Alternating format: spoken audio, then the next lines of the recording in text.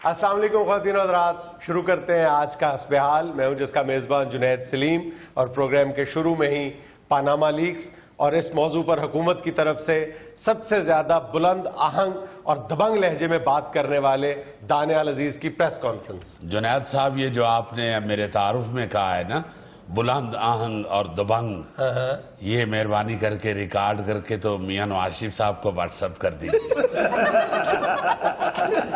Number है उनका आपके पास? नहीं, मेरे पास तो नहीं है। अब मुझसे ले लीजिएगा, अभी उनको जरूर सेंड कीजिएगा। मेरे पास बैलेंस नहीं है, नंबर तो है। बैलेंस मेरे से ले ले 10 रुपए का। 10 रुपए में तो एक व्हाट्सएप हो जाता है।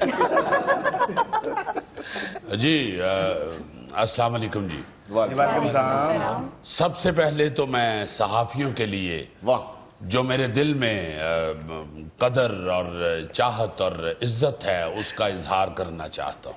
लो, मैं क्या तो नहीं कहने लगे ने, सबसे पहले तो मैं सहाफियों के लिए पिज्जा मंगवाने लगा।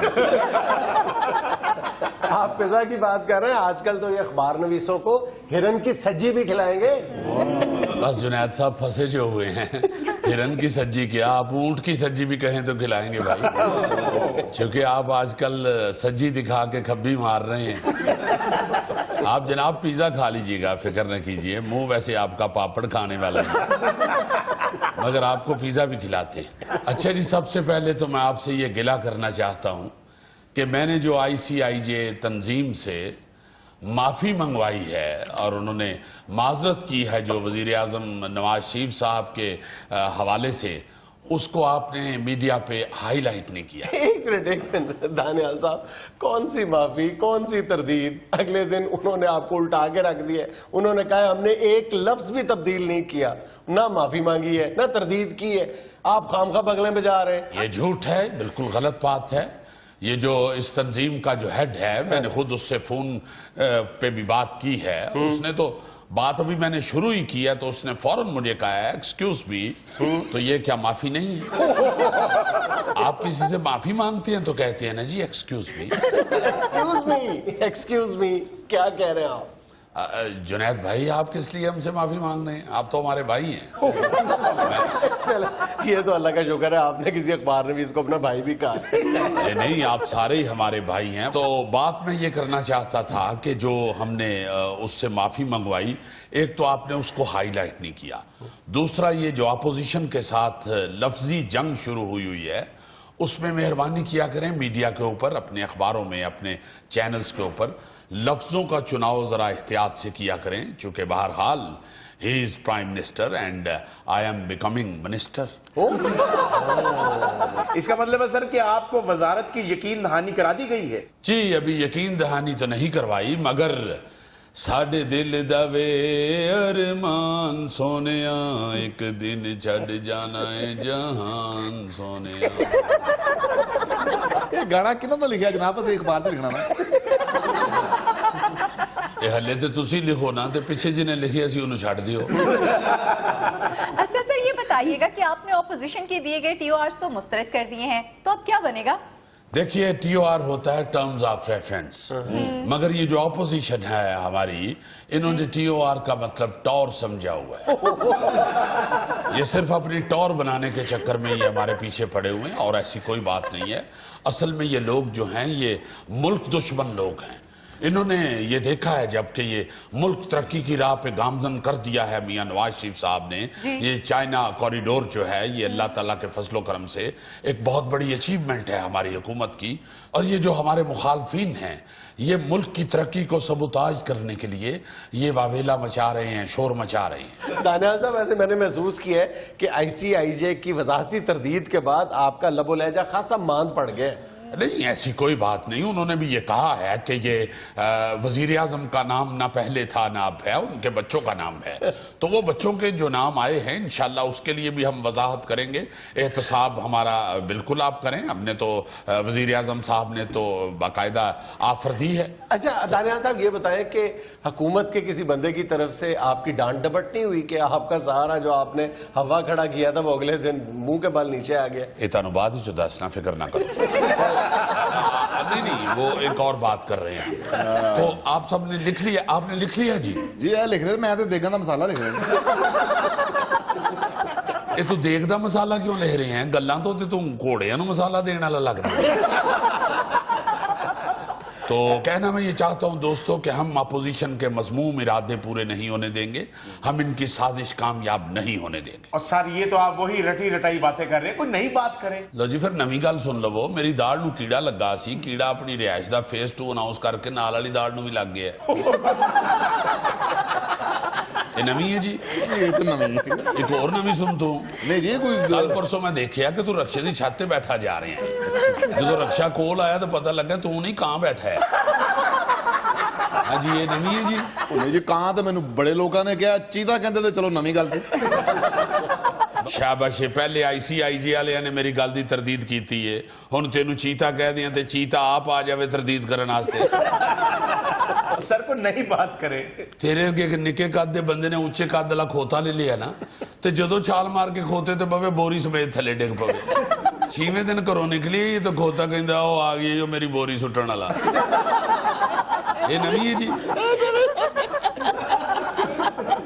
ये नहीं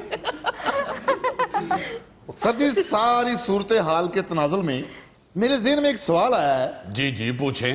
वो पिज्जा नहीं आया जनाब? असल में जहां से बच्चा पिज्जा लेने गया है ना जी वहां भी टीवी लगा हुआ है और उनको पता चल गया कि पिज्जा आपने खाना है और पिज्जे वाला कहता है जी मेरे लो तो खुशी न ले जाओ पिज्जा नहीं मनन दे इंडिया में लेना एक छोटा सा वक्फा हमारे साथ रहिए।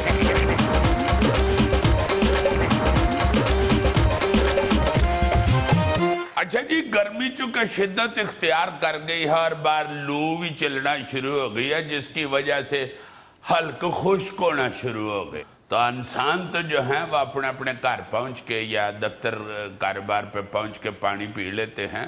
मैं गुजारिश ये करना चाहता हूं कि अपने अपने घरों में अपने अपने बिल्डिंगों की छतों के ऊपर या बाहर सहन में अगर ताजा पानी रख दिया जाए किसी बर्तन में और जो परिंदा है वो आके उड़ के अगर पानी पी ले तो आपको बहुत स्वाब पहुंचेगा।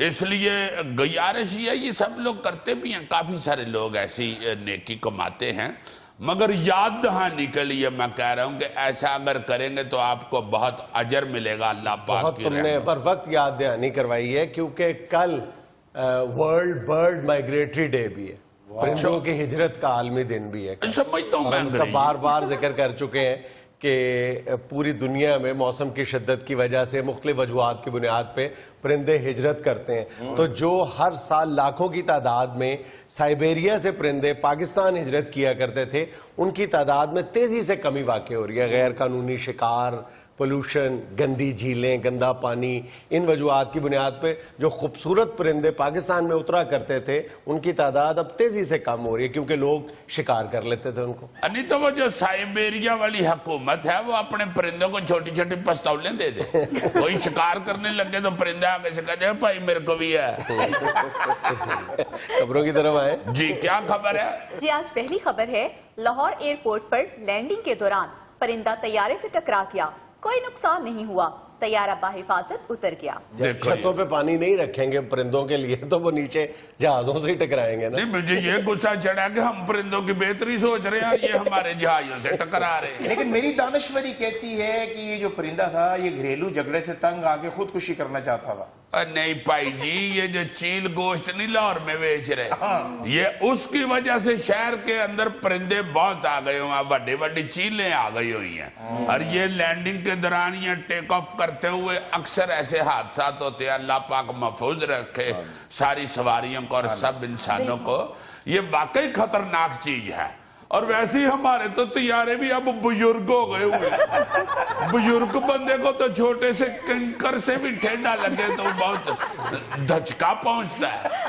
तो देखो ना जरा ये परिंदे हमारे तैयारों से टकरा रहे हैं। वैसे हमारे अमान से हुकूमत वालों को चाहिए कि उधर को बाबा तवीयों वाला बैठाए जो जहाज भी टेक ऑफ या लैंडिंग करे उसको तवी एक जरूर बांध दे या फिर जो ये चिंची वाले या नवी गड्डी वाले गड्डी के पीछे जूती लटकाते हैं वही सारे जहाजों के पीछे स्लीपर लटका छोड़।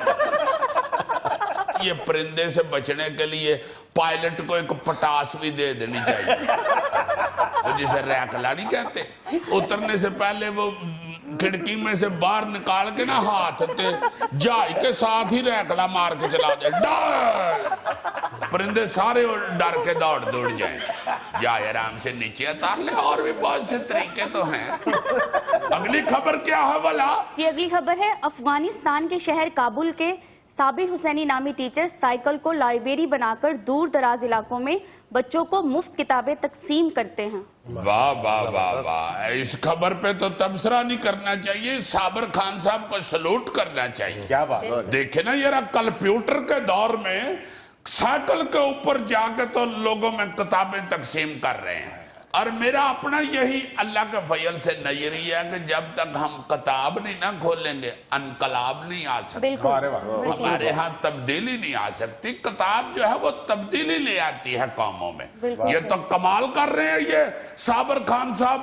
अपने इलाके में देखो ना, साइकिल के ऊपर लाइब्रेरी बनाई हुई है, बच्चों को लोगों को किताबें पहुंचाते हैं। अपना साबिर खान साहब 3-4 अमरान डाइजेस्ट मुझे भी पहुंचा दे, मैं जासूस बनना चाहता हूं।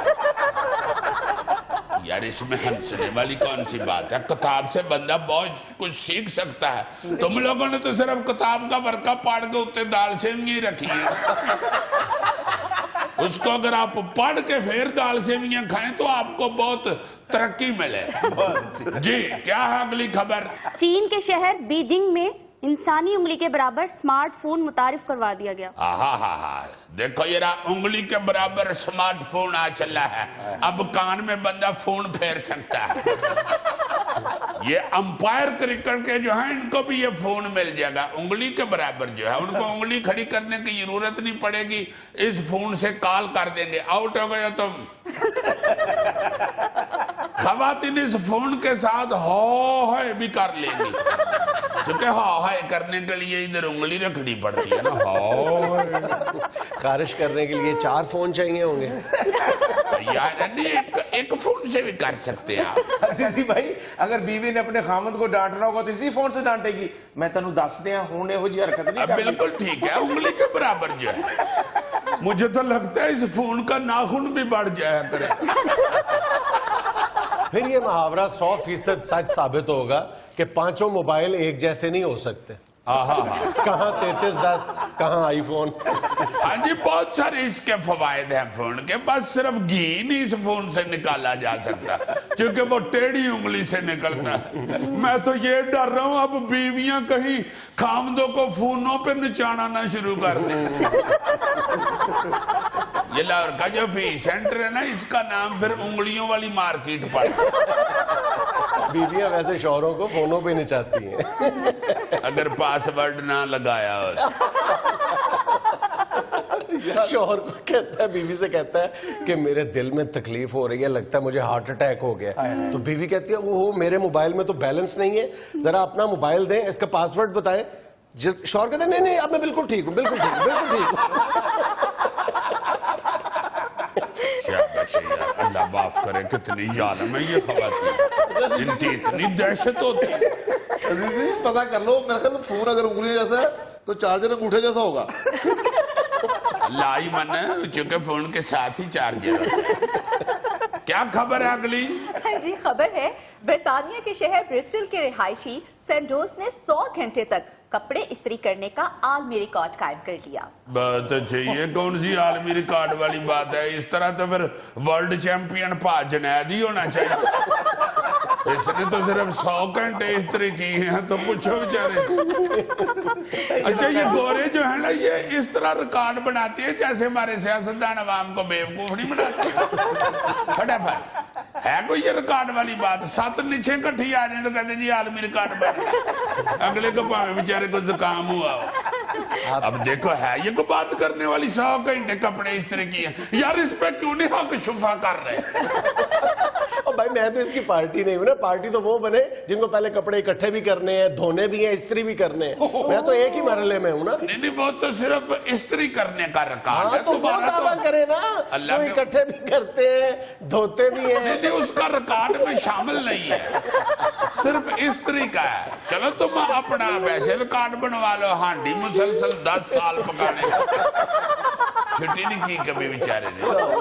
शादी को तो 25 साल हो गए, पहले 15 साल पकानी नहीं आई हुई, इसलिए छुट्टी मिल जाती थी। फिर अब मुसलसल पका रहा है अल्लाह के फजल से।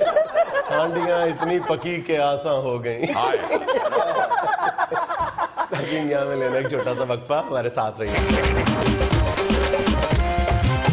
यार जुनैद, अभी तो मई स्टार्ट हुआ है और गर्म तरीन दिन जो है वो तो सुना है जून में आता है, तो ये तो मई के स्टार्ट में ही इतनी गर्मी है, तो फिर आगे जाके क्या होगा?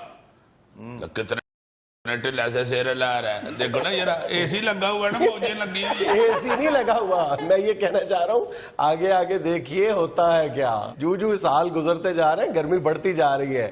2-3 साल से तुम्हें चीख चीख के बता रहा हूँ। कब मुझे चीख के बता? कितना इतनी दफा हमने पूरे सेगमेंट्स इस पे किए हैं कि ग्लोबल वार्मिंग बढ़ रही है, दुनिया का दर्जा हरारत बढ़ रहा है। ग्लोबल वार्मिंग पे तो ग्लोबल वार्मिंग ये गर्मी होती है, ग्लोबल वार्मिंग में बर्फ नहीं गिरती। ऐसा अभी देखा है पूरे पाकिस्तान में ग्लोबल वार्मिंग। कहो मुजीब रहमान शामी साहब को ये करके दिखा, ये हमारा ही बब्बर शेर है जो कर जाता है। यार मैं यही कह रहा हूँ, ग्लोबल वार्मिंग गर्मी में इजाफे का नाम है ना, और कोई बर्फ तो नहीं पड़ती। नहीं तो ये फिर बनेगा क्या? चूंकि लोड शेडिंग तो भी हो रही है और पता नहीं कब बिजली पूरी होनी है और कब कोई सुकून में। लोड शेडिंग तो दूर की बात है, असल में जब टेम्परेचर ही इतना ज्यादा हो जाएगा, मतलब वो टैकल ही नहीं होगा, उसका मुकाबला इंसान के बस से बाहर होगा, तो करेंगे क्या? प्रॉब्लम ये है कि पिछले 40-50 सालों के दौरान दुनिया का जो औसत दर्जा हरारत है उसमें 5 डिग्री सेंटीग्रेड का इजाफा हुआ है। अगले 50 सालों में कितना होगा देख लो, 50 से 55 चला जाएगा। पाकिस्तान इस वक्त 49-50 को टच कर जाता है अक्सर शहरों में, तो 55 जब टच करेगा तो क्या होगा? पाकिस्तान तो खुदा न खास्ता तंदूर बन जाएगा। अच्छा, गौरी सुना है कि लू से रंग सड़ जाता है? मुझे क्या पता। सही बात है, उसे क्या पता है, उसका कोई लू से थोड़ा सड़ा हुआ, उसकी नेचुरल ब्यूटी है। यार तरतीब यही रही, अल्लाह माफी दे दे, अल्लाह पाक सबको माफ फरमा दे। तो फिर तो वाकई वो जो सुनते हैं कि क़यामत वाले दिन सूरज बहुत नजदीक आ जाएगा, ये अल्लाह हमें माफ फरमा दे, ये उस तरफ को तो नहीं दुनिया जा रही। यार जो इंसान के बस की बात है, जो तदबीर इंसान कर सकता है ग्लोबल वार्मिंग कम करने के लिए, वो तो पाकिस्तानियों को करनी चाहिए ना। अपने यहाँ कितनी दफा कहा है, फिर मैं वही कहूंगा, चीख चीख के बता रहे हैं। कितने साल से चीख चीख के बता रहे हैं आप? जनों का ब्याह होया जी, रोज बेचारे चीखते निकलते ने, माफ कर दो, तब से समझ नहीं आया। खुदा का नाम लो यार, मैं इतनी सीरियस बात बता, आज आपने चीख के नहीं बताया तो आज समझ आया। मैं कह रहा हूं, देखो ग्लोबल वार्मिंग कम करने में इंसान का बहुत अमल दखल है। हम बार बार ये कहते हैं कि ग्लोबल वार्मिंग कम करने में सबसे पहले तो दरख्त लगाए जाए। कितनी दफा कहा, दरख्त लगाए जाए, जितने लगा सकते हैं लगाए जाए, हुकूमत भी लगाए, लोग भी लगाए, तंजीमें भी लगाए।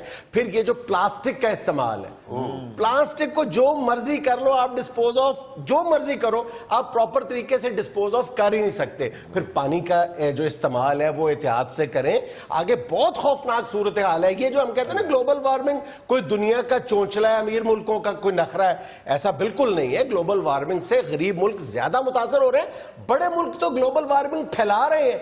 दुनिया में इस वक्त जो ग्लोबल वार्मिंग हो रही है उसका 25% हिस्सा जो है अमेरिका बहादुर खुद कर रहा है, 25%। और दूसरे नंबर पर चीन है। यही मुल्क ज्यादा शोर मचाते हैं ग्लोबल वार्मिंग पे और यही ज्यादा ग्लोबल वार्मिंग फैला रहे हैं। अब वाकई जिस तरह के ये इंडस्ट्रियल और मैकेनिकल मुल्क हैं, इधर तो वाकई ज्यादा ग्लोबल वार्मिंग बढ़ रही है। ऐसे ग्लोबल वार्मिंग में तुम्हें एक दिलचस्प फैक्ट बताऊं, तुम्हारा भी अमल दखल है। अल्लाह खैर करे, मेरा मुंह इतना बड़ी बड़ा कि मेरी गर्म सांस से ही वार्मिंग हो रही है। आज तक का जो गर्म तरीन दिन था, गर्म तरीन दिन, बाद में उसको मंसूख करके एक नया अनाउंस किया गया था।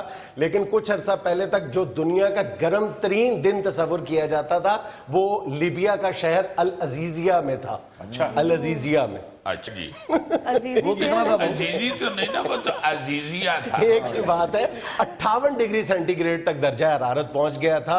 2012-13 सितंबर की बात है ये। अल्लाहु अकबर। लेकिन मौसमियात के आलमी इदारे ने एग्जैक्टली इस दिन के 90 साल बाद 13 सितंबर सन 2012 को इस रिकॉर्ड को कालअदम करार दे दिया था कि ये दुरुस्त नहीं है।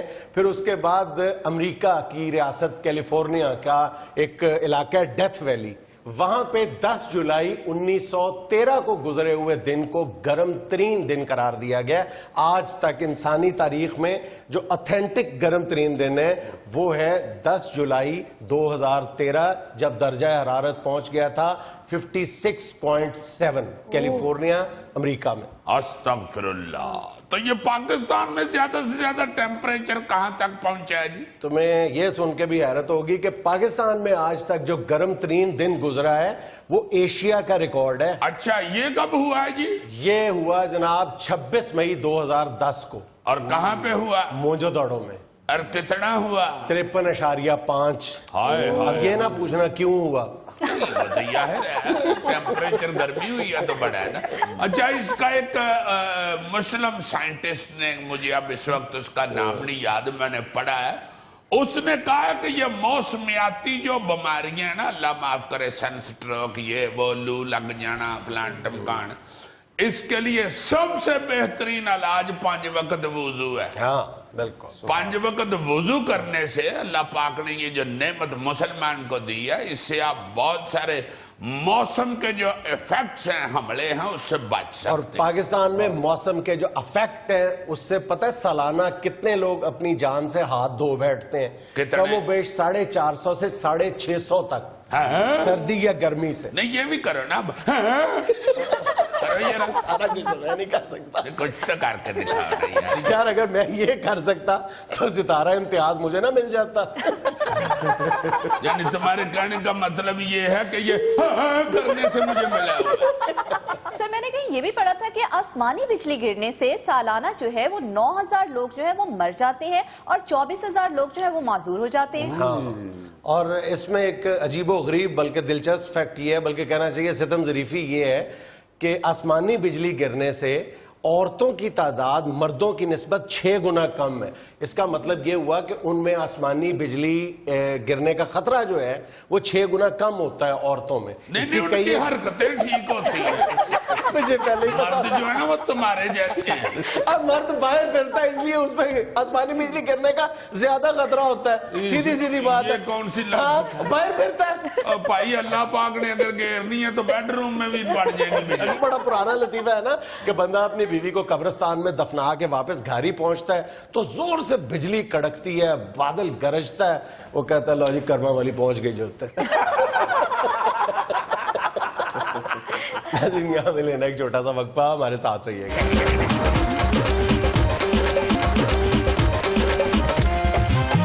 नाज़रीन, पहलवानी का शुमार पाकिस्तान के मकबूल तरीन खेलों में होता है। इसकी ज़बूं हाली या तबाही में हुकूमतों का किरदार अपनी जगह, लेकिन कुछ लोगों का कहना है कि पहलवान खुद भी इस काम में किसी तौर भी पीछे नहीं। यही जानने के लिए आज हमारे कटहरे में खड़ा है एक पहलवान। ओ नहीं पुत्र, है गल नहीं, मैं दसना तेनू, ओए पहलवानी जेड़ी है ओए दा ते बेड़ा कर को की गल है। जी उधर तू कटारे से खड़ा नहीं गा, वो समझाते दे, ओ मुंडा गल गलत करन दे। और तू कटारे ही खलोते थे, ऐते ਇੱਥੇ ਖਲੋ ਕੇ ਗੱਲ ਕਰਨੀ। ਉਹ ਨਹੀਂ ਇਹ ਗੱਲ ਨਹੀਂ ਵੀ ਭਲਵਾਨ ਤੇ ਅੱਜ ਵੀ ਵਿਚਾਰੇ ਲੱਗੇ ਨੇ ਭਲਵਾਨੀ ਕਰਨ, ਉਹ ਕੋਈ ना मुराद ही नहीं देंदे। लेकिन पहलवान जी आपकी पहली तरजीह अब फन्ने पहलवानी नहीं रहा। ਉਹ नहीं ਹੁਣ भी ਅਸੀਂ ਤਾਂ ਪੁੱਤਰ ਅਸੀਂ ਤੇ ਹੁਣ ਵੀ ਭਲਵਾਨੀ ਕਰਦੇ ਆ। ਭਲਵਾਨ ਜੀ ਮਿਹਰਬਾਨੀ ਉਧਰ ਨੂੰ ਕਿੱਧਰ ਆ? ਇੱਧਰ ਖਾੜੇ ਉੱਥੇ ਓਏ ਉਹ ਗੱਲ ਨਹੀਂ ਪਿਆ ਸਮਝਦਾ ਮੇਰੀ। ਅੱਜ ਤੁਹਾਡਾ ਖਾੜਾ ਹੋਈਏ। ਓਏ ਐਡਾ ਛੋਟਾ ਕਿਹੜਾ ਗਾਣਾ ਹੋਇਆ ਹੈ ਪੁੱਤਰ, ਇਹ ਗੱਲ ਨਹੀਂ। ਅਸਲ 'ਚ ਪਹਿਲਵਾਨ ਵਿਚਾਰੇ ਦੇ ਅੱਜ ਵੀ ਜਾਂਦੇ ਨੇ ਭਲਵਾਨੀ ਕਰੀਏ। कोई हुकूमत की तरफ से कोई किसी किस्म की हमदर्दी, कोई मदद है ही नहीं। पहलवान जी काफी रोना रो लिया आप लोगों ने हुकूमत के किरदार का, कुछ खुद भी तो किरदार अदा करे ना। वो यार खुद क्या किरदार अदा करे? आपके कितने बच्चे अब इस फन से वाबस्ता हैं बताएं? कोई भी नहीं। क्यों? वो दुकान पे जाते ने उन अपने बच्चों को आपने दुकान पे डाल दी है? वो नहीं तो और भुखे मार दईए। वो लभदा की है पुत्र भलवानी च एक भलवान जेड़ा ਉਹ ਤਿਆਰ ਕਰਨ ਨੂੰ ਕੀ ਕਰਦੇ ਹੋ ਤੁਸੀਂ ਉਹ ਭਲਵਾਨ ਜੀ ਉਧਰ ਚਲੋ ਨਾ ਉਹ ਮੁੰਡੇ ਨਾਲ ਗੱਲ ਤੇ ਕਰਦੇ ਹੋ ਉਹ ਇੱਥੋਂ ਗੱਲ ਕਰੋ ਨਾ ਉਹ ਪੁੱਤਰ ਸਮਝਦਾ ਨਹੀਂ ਪਿਆ ਗੱਲ ਨੂੰ ਉਹ ਤੁਸੀਂ ਇੱਕ ਭਲਵਾਨ ਹੀ ਨਾ ਜਿਹੜਾ ਇੱਕ ਭਲਵਾਨ ਉਹ ਵਿਚਾਰਾ ਰੋਜ਼ ਦਾ ਅਗਰ 5000 ਰੁਪਇਆ ਖਾਏ ਫੇਰ ਭਲਵਾਨ ਬਣਦਾ ਉਹ ਪੱਲੇ ਉਹਦੇ ਲਈ ਨਾ 5000 ਰੁਪਇਆ ਲਾ ਲਾ ਉਹ ਭਲਵਾਨ ਜੀ ਉਹਨਾਂ ਨੂੰ ਦੱਸੋ ਮੈਨੂੰ ਕੀ ਦੱਸਣ ਦੇ ਓਏ ਉਹਨੂੰ ਤਾਂ ਸੱਚ ਚੱਲਿਆ ਤੂੰ ਫੇਰ ਇਧਰ ਲੈ ਆਂਦਾ ਪੁੱਤਰ ਸੱਚ ਗੱਲ ਪਤਾ ਕੀ ਹੈ ਉਹ ਕੀ ਕਰਦੇ ਆ ਕਰੋ ਗੱਲ ਕਰੋ ਉਹ ਬੇਟੇ ਅੱਗੇ ਜਾ ਕੇ ਗੱਲ ਸੁਣਾਵਾ ਨਾ ਅੱਜ ਤੁਸੀਂ ਬੰਦਸ਼ 'ਚ ਗੱਲ ਕਰਨੀ ਹੈ ਕਟਾਰੇ ਅੰਦਰ ਖਲੋਗੇ ਉਹ ਬੰਦਸ਼ਾਈ ਦੇ ਲੱਗ ਗਈਆਂ ਨੇ ਬੇੜੇ ਕਰ ਕੋ ਗਏ ਨੇ ਭਲਵਾਨੀ ਦੇ बेटे मैं तुम्हें क्या बताऊं वो इतने खुराकें खानी पड़ती है पिंडा चाहिए जुस्सा चाहिए पहलवानी के लिए अब पल्ले से बंदा कितना को खाए तुम यकीन करो पहले भी ऐसे ही करते थे वापडा में नौकरी दे दी रेलवे में नौकरी दे दी अब भी ये तरले मिन्नता करके सिफारिशों से नौकरी मिल जाती है तनख्वाह उतनी जितनी मजदूर की होती है पहलवान जी पहले कौन से पहलवान जो थे वो प्लाजों के मालिक हुआ करते थे पहले भी इसी तरह ही खाते वो नहीं मगर पहले तो ओए यार क्या कर रहे हैं यार बात करने दो बंदिशा लग गई ने बेड़े घर को गए ने अच्छा आप पर जो इस वक्त सबसे बड़ा इल्जाम है वो ये है कि अक्सर पहलवान फन्ने पहलवानी छोड़ के अपनी ताकत की बुनियाद पर पैसा बटोरने के चक्करों में पड़ गए अगर मैं ज्यादा खुल के बात करूं तो बदमाशी करने लग गए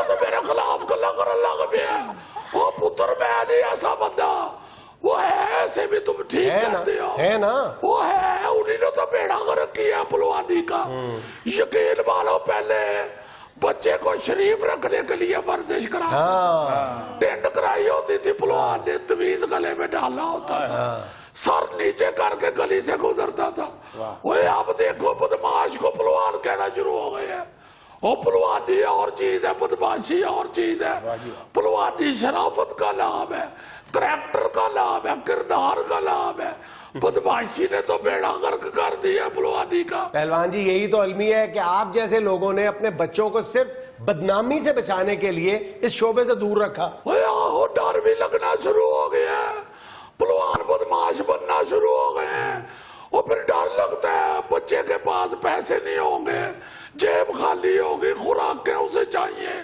और खुराक के लिए कहीं को गलत काम ना कर बैठे बदमाशी ना शुरू कर दे पुत्र हम तो अल्लाह जानते हैं शरीफ लोग हैं हमने भी कभी अल्लाह के फजल से ये बदमाशी की हम तो यही करते और किया ना तो ਭਲਵਾਨ ਜੀ ਕਿੱਥੇ ਚੁੱਕੀ ਲਿਆਂਦੇ ਹੋ कितने जाना ही ਉਹ ਛੱਡੋ ਇਹਨਾਂ ਨੂੰ ਉੱਥੇ ਦੋਵੇਂ ਭਰਾ ਗੱਲ ਕਰਨੇ और मैं पुत्र जी की गल करते हैं ना असल च मसला ये है कि ये जो पहलवानी है ना ये एक मुश्किल काम है पहलवान ऐसे नहीं बनता कितने रगला ਇੱਥੇ ਹੀ ਭਲਵਾਨ ਜੀ ਬਸ ਇੱਥੇ ਹੀ ये पुत्र जो पहलवानी है ना ਤੁਹਾਨੂੰ ਕਿਹਾ ਸੀ ਨਾ ਤੱਤੇ ਚੌਲ ਖਾ ਕੇ ਉਤੋਂ ਪਾਣੀ ਠੰਡਾ ਨਾ ਪੀਓ ਹੁਣ ਅੱਜ ਬੋਲਣ ਦੇ वो नहीं पुत्र जोर किए हुए है ਤਾਕਤ ਕਿੰਨੀ ਤੁਹਾਡੀ ਬੋਲਣ ਜਿਹਦੇ ਵਿੱਚ ਛੱਤ ਲੈ ਆਏ ਹੋ वो पुत्र जोर किए हुए है ਉਹ ਛੱਡੋ ਜ਼ੋਰ ਨੂੰ ਸਾਨੂੰ ਬਦਾਮ ਖਵਾਓ लो ਇਹਨੂੰ ਕਿਹੜੇ ਬਦਾਮ ਖਵਾਵਾ ਉਹ ਬਦਾਮ ਹੀ ਮੰਗ ਲੈ ਤੂੰ ਉਹ ਮਲੋਕ ਮੰਗ ਭਾਈ ਜਾਂ ਵੈਸੇ ਕੋਈ 20-25 ਰੁਪਏ ਮੰਗ ਲੈ ਬਦਾਮ ਹੀ ਮੰਗ ਲੈ ਸੋਨਾ ਤੇ ਮੈਂ ਵੀ ਬੜਾ ਪਰ ਤੇਰਾ ਤੇ ਬੇੜੇ ਗਰਕ ਹੋਇਆ भाईजान आप तो ऐसी कसरे नफसी से काम ले रहे हैं शीशा तो देखें ਉਹਦੇ ਪੁੱਤਰ ਸ਼ੀਸ਼ਾ ਕਾਦੇ ਲਈ ਵੇਖਣਾ ਸੋ ਇਹਨੂੰ ਵੇਖ ਲਵੇ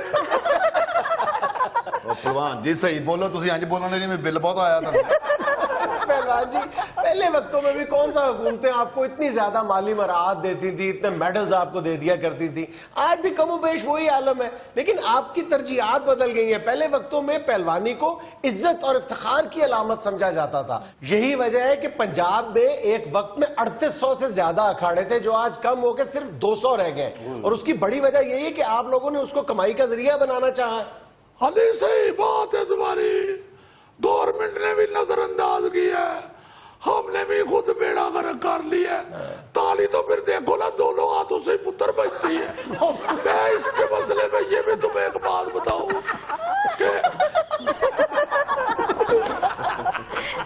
हमें लेना एक छोटा सा वक्फा हमारे साथ रहिए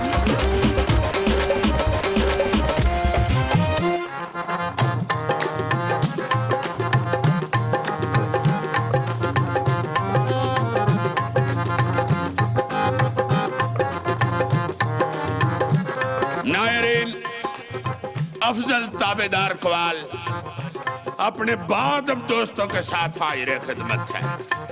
नायरीन, आज मदर डे है। हमारे लिए तो हर दिन ही माँ का दिन होता है, मगर चूंकि आज सारी दुनिया मदर डे मना रही है, इसलिए हम भी हल्के फुल्के अंदाज में माओ को खराज तहसीन पेश करना चाहते हैं।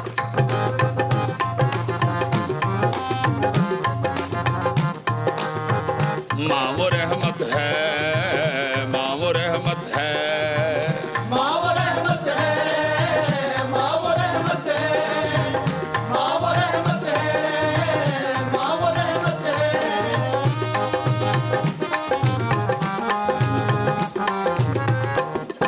सब दुख दर्द ये बच्चों के खुद अपनी जात पे सहती है। माँ वो हस्ती, रास्ते के सारे कांटे पलकों से चुनती रहती है। माँ वो हस्ती, तपती धूप जमाने की है, तपती धूप जमाने की है, साया माँ का चल रे। गोद का रुतबा क्या होगा जब पैरों में जन्नत है। माँ वो रहमत है, माँ वो रहमत है, माँ वो रहमत है, माँ वो रहमत है।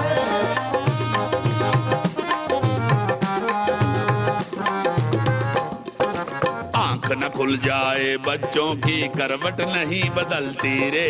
माँ वो हस्ती, खुद ये जाग के गोदी में बच्चों को लिए टहलती रे। माँ वो हस्ती, बच्चा पाल के देखे कोई, बच्चा पाल के देखे कोई, फिर समझेगा माँ क्या है। आह भी सुनकर तड़प उठे औलाद से वो चाहत है। माँ वो रहमत है, माँ वो रहमत है, माँ वो रहमत है, माँ वो रहमत है।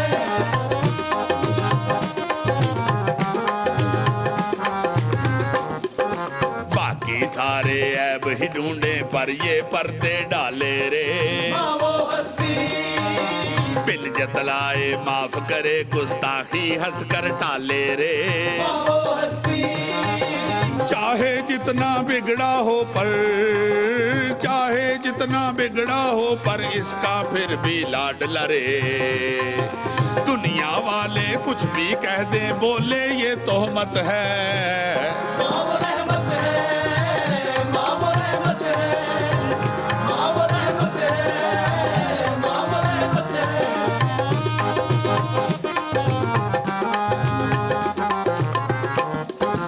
घर जिस वक्त भी जाओ उसको रास्ता तकते पाओगे। माँ वो हस्ती, देर से आऊंगा सो जाना लाख उसे समझाओगे। माँ वो हस्ती, फिर भी जागती रहती शब्बर, फिर भी जागती रहती शब्बर, पूछने पे ये कहती है बेटा तुझको ताजा रोटी खाने की आदत है। माँ वो रहमत है, माँ वो रहमत है, माँ वो रहमत है, माँ वो रहमत है।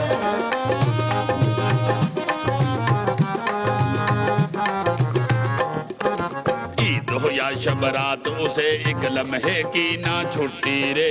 माँ वो हस्ती, शाम सवेरे जब देखो ये काम में अपने जुटती रे। माँ वो हस्ती, जाने किस दम सोती है ये, जाने किस दम सोती है ये, जब देखो ये काम लगी। अपनी सब औलाद की खातिर करती यूं मेहनत है। माँ वो रहमत है, माँ वो रहमत है, माँ वो रहमत है, माँ वो रहमत है।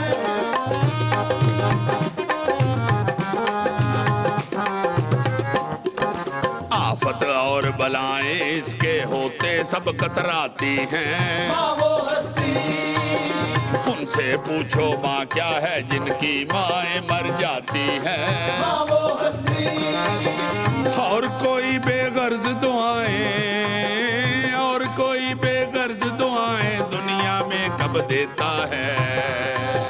नेमतें इसके बाइस हैं, इसके दम से बरकत है।